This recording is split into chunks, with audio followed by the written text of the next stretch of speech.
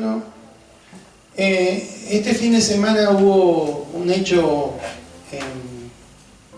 que fue noticia mundial. En la semana fue, por supuesto, el terremoto en Colombia, nuestras oraciones por esta nación, por Venezuela, porque todavía están recuperándose de esa circunstancia. Y bueno, que Dios tenga misericordia, porque parece que en todos lados del mundo hay novedades acerca de la naturaleza, así como hay manifestaciones, sequías prolongadas, lugares donde hay mucha humedad normalmente, que hoy hay una sequía, por ejemplo en Londres, Inglaterra. Bueno, son señales. Cuando Dios habla en la Escritura, Él que conoce todo y que está interviniendo en la historia, no es por nada que habló de cuestiones que serían señales simplemente, ¿no?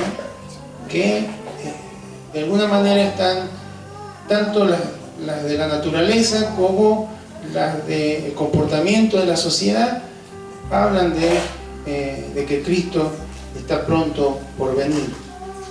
Sin embargo, la noticia a la que me hacía referencia sucedió el día sábado, a la madrugada, 2 de la mañana. Conocemos que la historia, ¿no?, de este varón, el papá de Lionel Messi, Jorge Messi, con 68 años, falleció después de una enfermedad, no se sabe si es cierta cuál será, pero bueno, que lo llevó a morir. Y la verdad que ha sido toda una conmoción, porque hay toda una historia detrás de eso. La historia de este chico que tenía un problema de salud y sus padres buscaron y buscaron hasta que consiguieron y tuvieron que trasladarse a otra nación, bueno, por el bienestar de ese chico, que después, bueno, fue lo que ha sido hasta el día de hoy, un gran deportista, una persona que ojalá que conozca a Cristo, ¿sí? Porque la verdad que ha sido siempre muy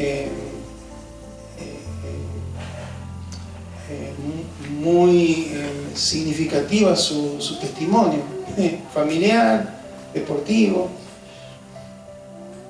Y entonces meditaba hace unos días y pensaba en la vida de este papá y cómo todo su esfuerzo junto con el resto de la familia, porque por supuesto es una familia al parecer con valores, bien constituida, y me imaginaba, tal vez no pudo ser así, me imaginaba que estaba ahí en la sala, ahí en Rosario, en esa clínica, por ahí mirando los partidos, no sé si lo puedo hacer, y tal vez con algún enfermero o alguien fuera de la familia y decirle, ese es mi hijo. No sé si en esta instancia, pero seguro que en otras instancias. Qué orgulloso se debe haber sentido. La cosa que con un fútbol, en el deporte, pero que realizó su hijo. Jugadas, actitudes.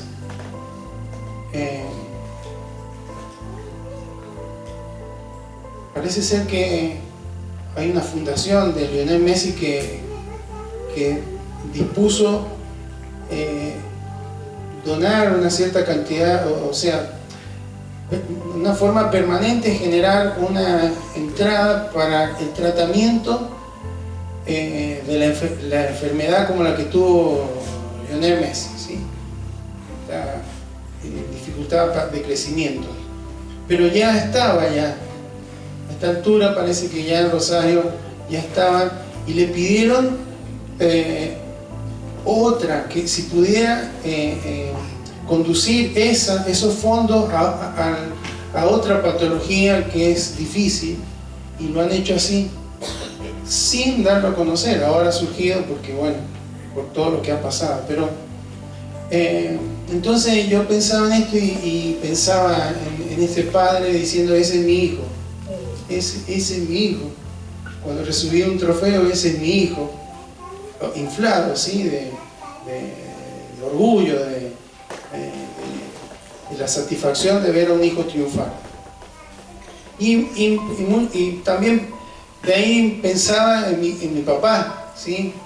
Porque él también tenía esto, ¿sí? Por su hijo varón y por sus hijas también, pero bueno, yo como era el mayor, tuve algunas, era músico, y bueno, él me decía eso, es un capo, decía él, ¿no? A los demás le decía, es un capo, ese es mi hijo, cómo predica, cómo toca. Y le pasará a los papás con sus hijas, con sus hijos, ¿no? Qué satisfacción. Y mientras pensaba en esto, y me ponía un poco melancólico al pensar en mi papá, Dios me trajo este versículo. Y me dijo, a mí también me pasó lo mismo, con mi hijo. Entonces me puse a meditar en esto porque, bueno, ¿qué tendrá que decirnos? Y tiene varias cosas que decirnos. Porque hay algo muy interesante en esto, que cuando Dios dice, este es mi hijo amado en quien tengo complacencia, Jesús recién se bautizaba, todavía no empezaba su ministerio, todavía no había predicado nunca, no tenía multitud, no había hecho milagros, no había sanado enfermos, no había liberado endemoniados, no había resucitado muertos, no había muerto en la cruz, no había hecho nada de eso.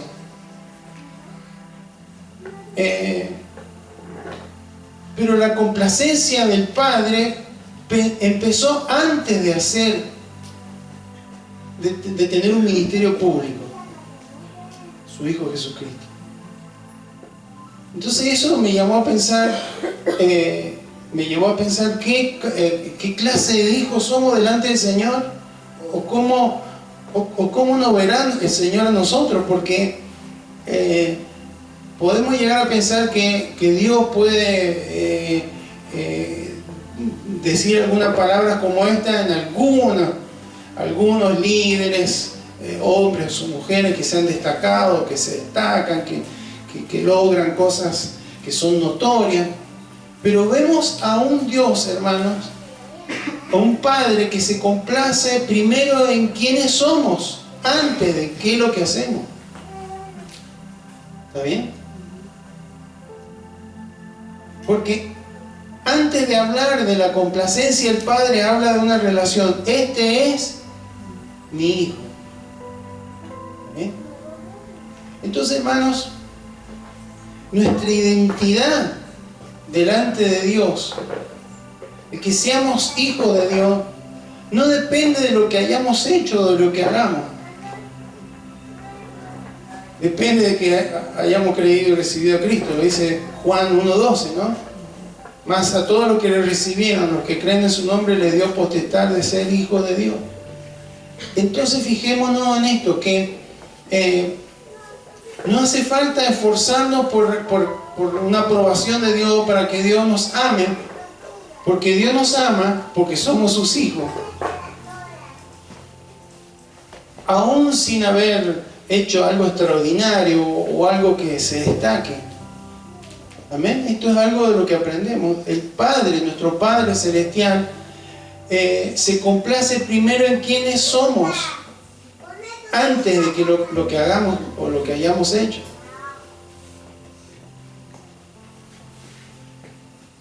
Lo otro que vemos es que Jesús vivió muchos años en el anonimato. Vamos a Lucas 3:23, porque ahí nos aclara que la edad de Jesús cuando empezó su ministerio, y no es que se supone, se redondea, sino porque lo dice la Biblia. Jesús mismo, al comenzar su ministerio, era como de ¿cuántos años? 30 años, hijo según se creía, de José, hijo de Elí. Amén. Entonces, bueno, sabemos la historia que él fue concebido por una obra del Espíritu Santo, que nació en Belén porque habían ido a empadronarse, había un censo. Conocemos esa historia. Después dice algo la Biblia cuando él tenía 12 años, lo vamos a leer. Pero después de ahí, hermano, hay 18 años en los que la palabra de Dios no dice nada de Jesús. Vamos a Lucas 2, 51 y 52. Habían ido a Jerusalén sus padres terrenales, estuvieron ahí en una fiesta, descendió con ellos, dice, y volvió a Nazaret, y estaba sujeto a ellos. Y su madre guardaba todas estas cosas en su corazón. Y Jesús crecía en sabiduría y en estatura y en gracia para con Dios y los hombres. Recordemos que cuando fueron esa vez, él estaba con los doctores de la ley hablando y se admiraban de su sabiduría y su inteligencia. Y ellos se volvieron y creían que andaba entre medio de los parientes. Caminaron un día y empezaron a preguntar: Jesús, no estaba por ningún lado. Se volvieron, después de 3 días lo encontraron, estaban ahí, estaban en el templo. Pero dice ahí que él volvió con ellos y estaba sujeto a ellos. Entonces, durante 18 años, hermanos, no se supo más nada de Jesús. Marcos 6:3 habla ahí, bueno, algo que sabemos. Leemos los versículos para afirmar bíblicamente lo que decimos. ¿Qué decían ahí en Nazaret de él? ¿No es este el carpintero, hijo de María, hermano de Jacobo, de José, de Judas y de Simón? ¿No están también aquí con nosotros sus hermanas? Y se escandalizaban de él. Carpintero en griego es tectón. Y significa es un artesano, un constructor, alguien que hacía algo con sus manos. Así que probablemente, hermano, las manos de Jesús estaban rugosas, duras, por años de estar en la carpintería, haciendo yunta de bueyes, puertas, algún mueble, no sé. Pero eso es lo que, si le decían el carpintero, es porque era un tectón, era un trabajador, un constructor. Entonces probablemente no había nada que contar en esos años, por eso hay un aparente anonimato, es un trabajador anónimo. Pero Dios dice: en él tengo complacencia. Yo me agrado, me estoy satisfecho, me alegra el corazón. De 30 años. Entonces, hermanos, hay temporadas en las que Dios nos está formando antes de hacer algo que sea más público, que sea más notable. Pero aún en esos tiempos, Dios trabaja sobre nuestra vida. Eso nos dice este versículo. ¿Sí? Son 30 años, hermano. Nosotros a veces queremos una preparación de 3 años y después 30 años de ministerio. Él tuvo 30 años de preparación para 3 años de ministerio. Otra cosa que aprendemos es que Dios ve lo que los hombres no ven. Y ahí se escandalizaban de él porque es un constructor, es un hijo de un hombre y una mujer corriente. Y como no lo nombraron a José ahí como padre, es probable que ya no estaba su papá, su padre terrenal. No es biológico, es su padre, en una forma en la que Dios lo honró para que lo cuidara. Pero lo mismo pasó con José, lo mismo pasó con David. David fue ungido rey y siguió cuidando ovejas. Pasó tiempo para que él ascendiera al trono. Moisés pasó 40 años en Madián, lo hemos visto, y Jesús, 30 años antes de comenzar su ministerio público. Pero, hermanos, Lo que significa esto que Dios no necesita vernos en una plataforma para ver lo que puede hacer con nosotros. No necesita vernos en un lugar tan visible para ver lo que Él puede hacer a través de nuestra vida. ¿Amén? Algunos Dios lo puede haber visto entre medio de los escombros de una construcción, entre medio de una viña, entre medio de la masa del pan, entre medio de las tuercas y de los tornillos, o en una ama de casa, pero ahí Dios ve lo que Él puede hacer con nosotros. Amén. ¿No le parece interesante? Porque uno dice, bueno, sí, Dios tuvo complacencia en Él, pero también puede tener complacencia en nosotros, en cómo nos conducimos. Entonces hay veces que nadie nos ve, pero Él sí nos ve. Y llegará el momento en que Él haya de hacer algo a través de nuestra vida. Algo que también aprendemos es que el Padre, nuestro Dios, se complace en la obediencia. Mateo 3:13, vemos que en el contexto en el que leímos esto, los primeros versículos, Jesús fue a bautizarse, fue a donde estaba Juan el Bautista, su primo. Y dice, entonces Jesús vino de Galilea a Juan, al Jordán, para ser bautizado por él. Mas Juan se le oponía diciendo, yo necesito ser bautizado por ti, ¿tú vienes a mí? Pero Jesús le respondió, deja ahora, porque así conviene que cumplamos toda la justicia. Entonces le dejó. Había estado predicando Juan acerca de, bueno, yo verdaderamente los bautizo en un bautismo de arrepentimiento, pero va a venir uno que yo no le puedo atar ni los cordones, las sandalias, que va a bautizar en Espíritu Santo y fuego. Bueno, después llegó ese, y ese quería que lo bautizara, entonces él se sentía sin calificar para poder hacer esto. Pero Jesús se bautizó, aunque no había pecado, porque el bautismo de arrepentimiento es para alguien que ha pecado, pero él no había pecado. ¿Por qué se bautizó? Por obediencia. Porque así como otros hombres en la Biblia representaron en su autoridad, en su posición al pueblo y pidieron perdón a Dios, como Moisés, como Nehemías y tantos otros, así también Jesús se puso ahí, todos lo vieron. Bueno, este es uno como nosotros.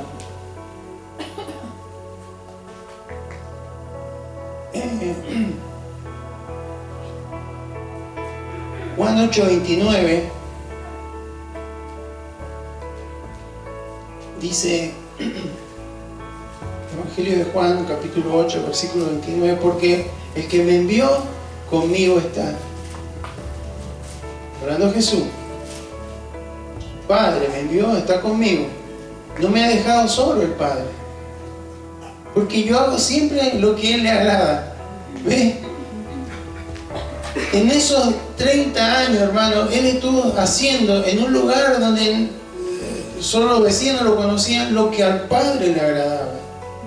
En sujeción a sus padres terrenales, haciendo la tarea que tenía que hacer con excelencia. Entonces el Padre se agrada de aquellos hijos que le obedecen. Y por ende un hijo que agrada a Dios busca hacer su voluntad. Amén. Vamos a Hebreos 10:7. Ahí vemos las palabras que son del antiguo pacto, pero hablan del Mesías, de Jesús. Y él decía, entonces dije, he aquí que vengo, oh Dios, para hacer tu voluntad. Y en Getsemaní él lo dijo, hágase tu voluntad y no sea como yo quiero.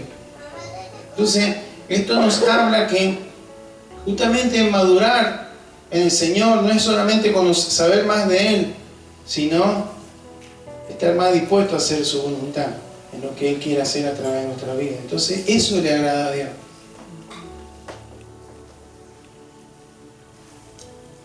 Porque Estela decía al principio que pudiéramos decirle algunas palabras, ¿sí?, de elogio al Señor. Y realmente a Él le agrada. Pero más que palabras, un corazón que le elogia con sus actitudes. Dios, hermano, también se complace que seamos fieles en lo pequeño. Jesús comenzó con años de obediencia silenciosa. Él no tuvo multitudes que lo estuvieran viendo, ay, qué buen hijo, qué buen carpintero, qué buen esto. Pero evidentemente lo hizo porque le agradó al Señor. Entonces eso es opuesto a lo que hoy vivimos, que se valora todo lo que tiene publicidad, lo que tiene viralidad, si se quiere, hoy en día, ¿no?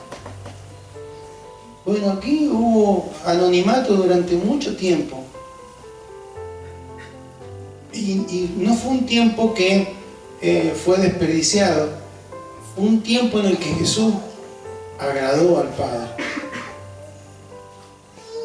Entonces, hermanos, ahí hay carácter, ¿sí? El carácter se ve cuando no hay nadie que nos vea, que nos ve.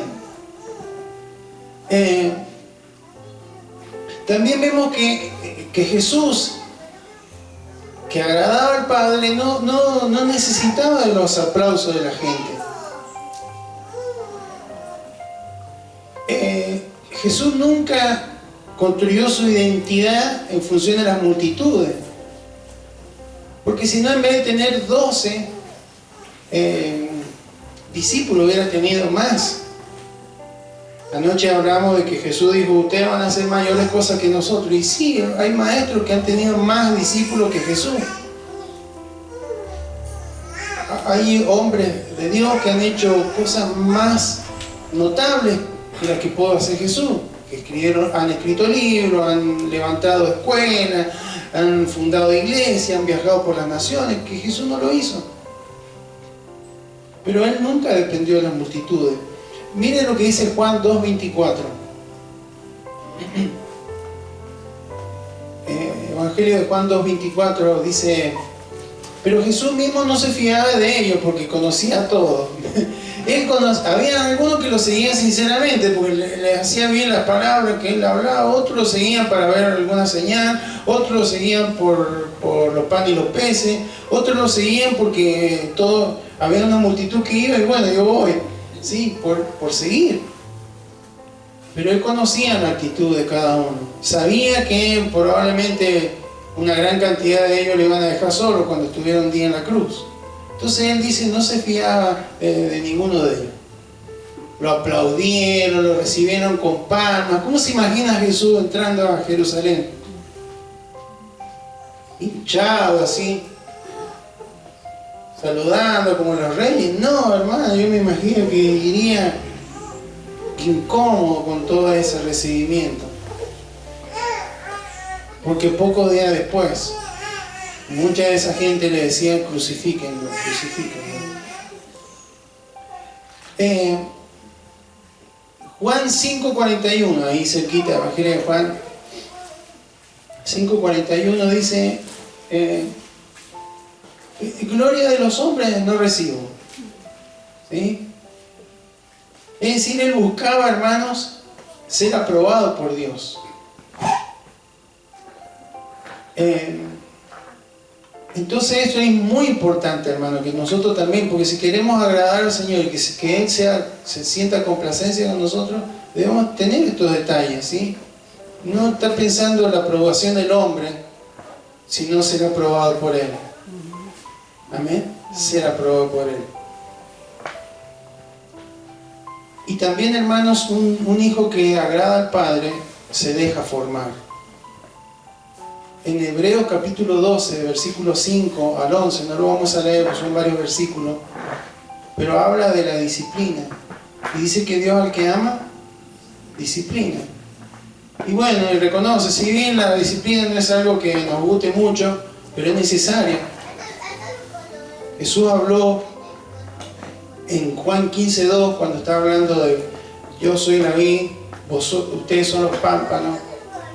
Habló en ese versículo que hay que limpiar, hay que podar. para que siga llevando fruto una vid.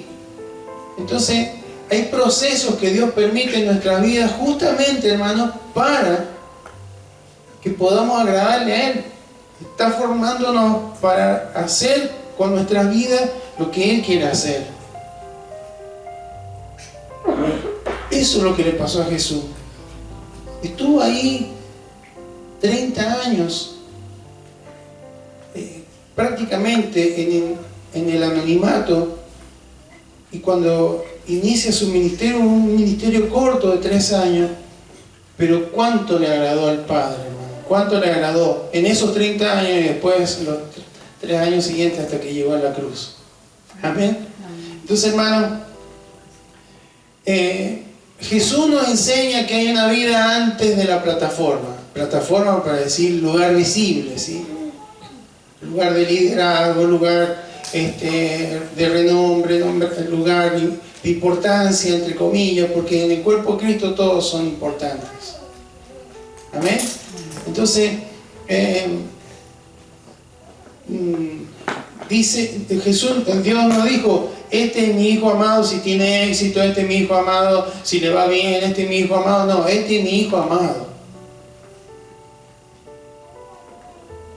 Y de esa misma manera nos trata a nosotros, aún sin haber logrado cosas extraordinarias.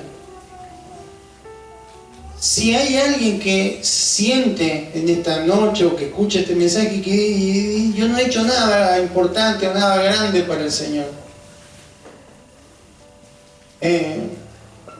hermano, no sea problema, porque Dios usa a las personas también que no son tan reconocidas, que no tienen un ministerio, un servicio o una actividad que sea notable o que la puedan ver multitudes.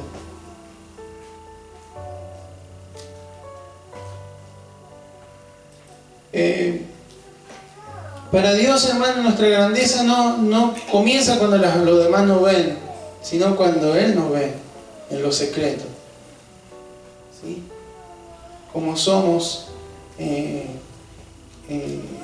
donde nos toca desarrollarnos en la vida. A veces que la parte más importante de nuestra vida puede ser la que nadie ve.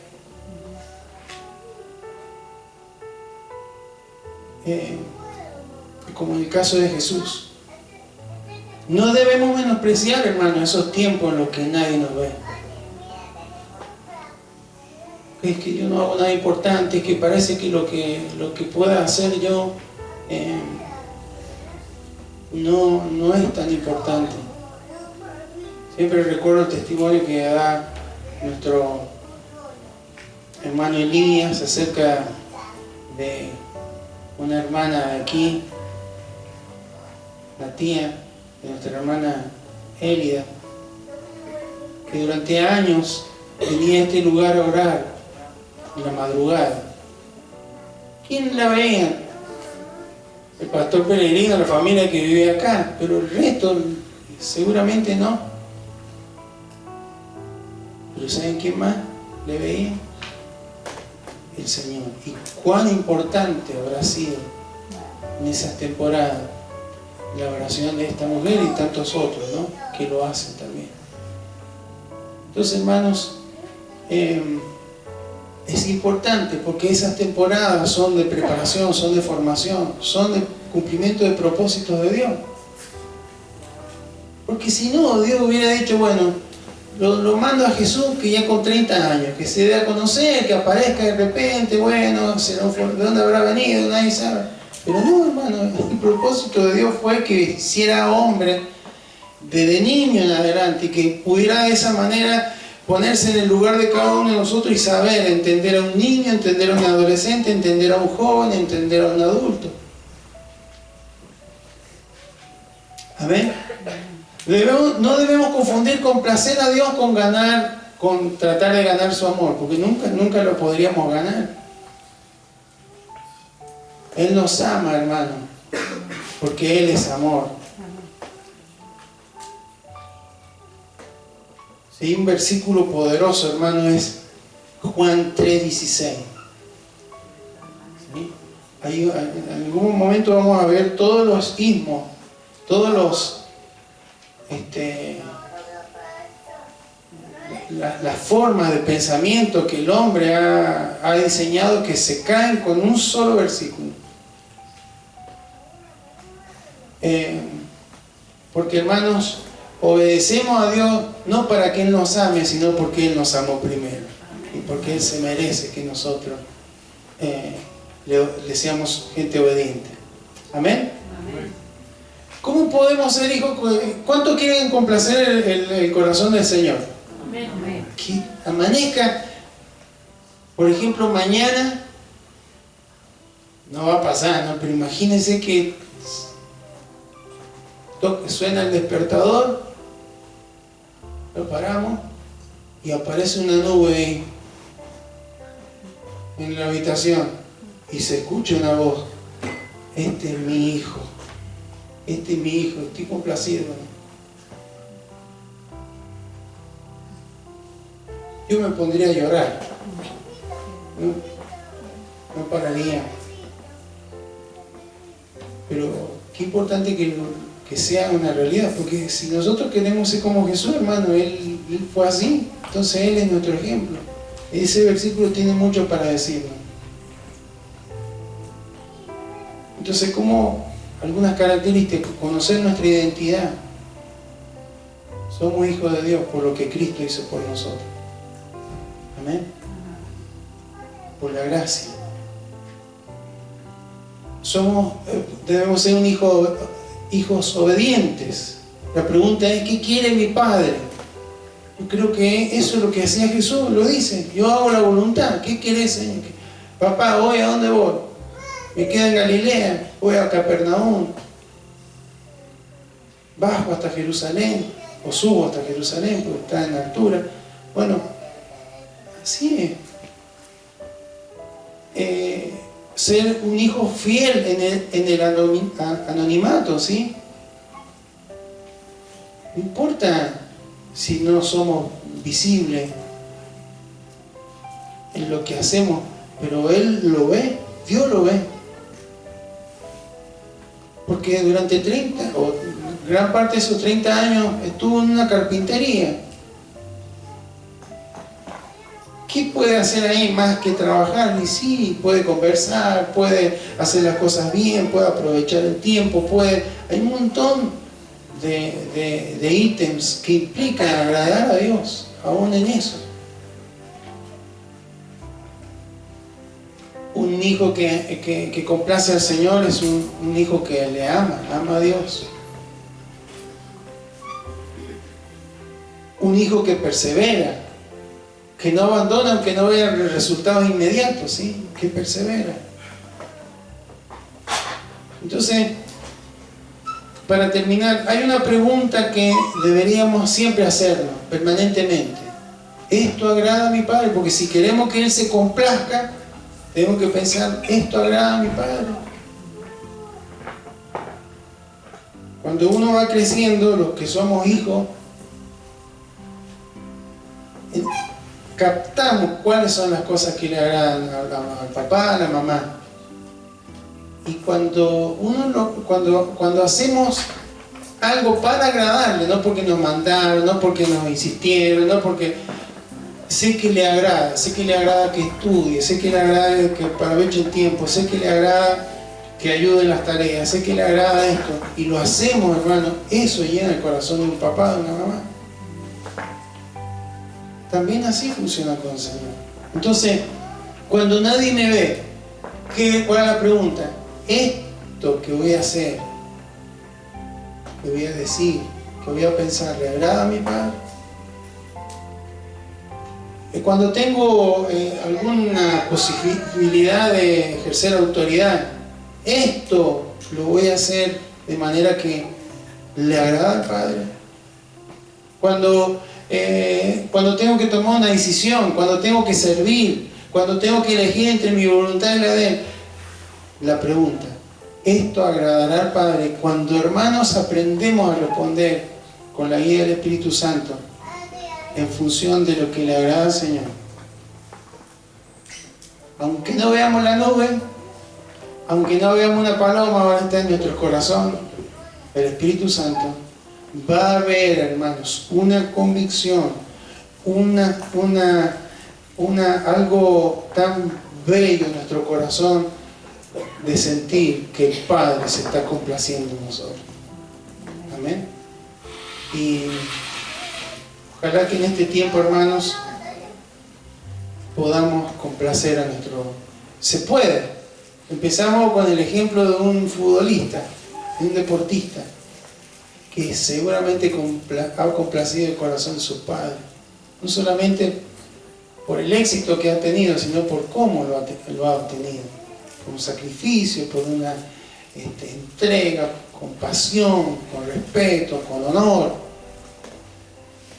Pero nuestro ejemplo más grande, hermano, nuestro Messi, Maradona, que sea, es Cristo. Y Él complació al Padre antes de que nadie lo conociera, porque siempre en su corazón estuvo el deseo de agradarle solamente a Él. Amén. Invito a que se coloque de pie, vamos ahora.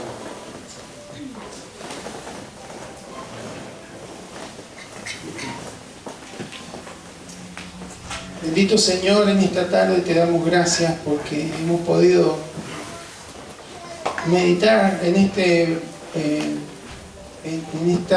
versículo que conocemos, Señor, que nos impacta, pero que, como hemos visto, tiene mucho que decirnos, Señor.